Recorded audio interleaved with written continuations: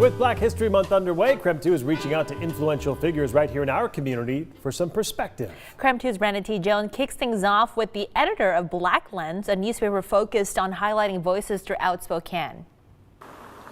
Black History Month feels a bit different this February.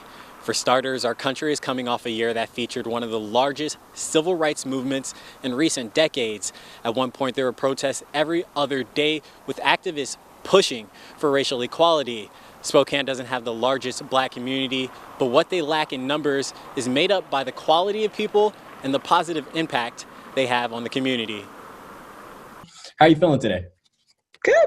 Yes. Same old, just scrambling. The Black Lens newspaper has amplified voices in Spokane for 6 years. I put the copy out, yay. Every February, Sandy Williams takes pride in this particular issue that's released. Sometimes it can feel a little isolating in Spokane to connect to the larger black community, so I try my best to find out some things that are going on, not just locally, but around the country, and help us connect to those things. With a schedule that constantly keeps her moving, she somehow finds a way to capture untold stories while also shining a light on people doing important work. And the NAACP did a good story where they're highlighting local black people. A lot has happened since last February. First, a pandemic shut down the world in March. Then, a few months later, George Floyd was killed, turning Black Lives Matter into a conversation that shook Americans into taking a closer look at what justice means in our country. We came through what I call a long, dark winter for the black community in particular. In this latest paper, Sandy went back and forth about what her front page should include.